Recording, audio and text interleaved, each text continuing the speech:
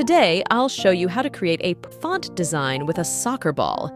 This is my son's bag, and since he's a goalkeeper, he carries the number 01. Another boy in his group has the same bag, so I decided to make it stand out. It's a bit worn, but that will only make it cooler.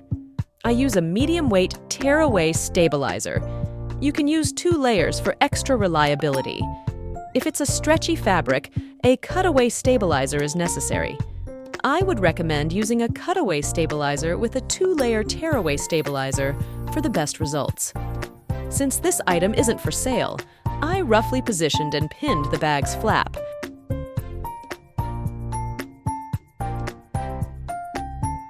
But I really wanted to save on embroidery foam. So, I ran the machine in laser mode to mark where the embroidery will go, and I used tape to outline it, as shown in the video. Now, the area where my number 01 will be embroidered is clearly marked. I placed 2 layers of 2mm foam to achieve a thickness of 4mm. You can comfortably stack the foams on top of each other to enhance the puff effect. It's very satisfying to tear away the foam after the new stitch has been embroidered. It's quite an enjoyable process. After embroidering the number 01, I removed the foam and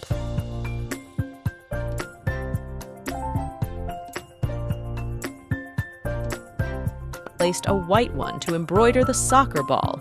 Always try to match the embroidery foam closely to the fabric color. If your design has 2 colors, it's preferable to use 2 different colored foams. The embroidery is quite dense. If you don't have another foam color, it's not a problem. Use the same one. But be prepared to steam the item afterward, or you might need to tuck in the foam with sharp scissors in certain places to ensure it's concealed by the satin stitches. The designs are small, so small pieces of stitch foam are quite suitable. Please do not hold the foam with your fingers. Secure it with some tape or even use a small card or stick. Now, we wait until all the raised and decorative stitches are complete. After the decorative stitches are embroidered, you can remove the foam and finish the embroidery. It doesn't really matter if you finish embroidering and then remove the foam. Either way, works just fine. It might happen that something goes wrong with the stabilization and a small piece of foam protrudes. You can use a permanent marker to color these spots if necessary. However, ideally, this shouldn't happen. The most important part of the finishing process is treating it with warm air or steam.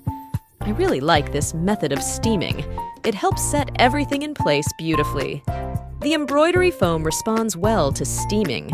All the tiny pieces and fuzz will disappear if you thoroughly steam the area. Make sure that your fabric can handle the heat. Specifically, you should steam, not iron. Under no circumstances should you press it flat with an iron, as this will crush the foam. Just make sure to give it a good, thorough steaming. There are many brands of embroidery foam available, each offering different qualities.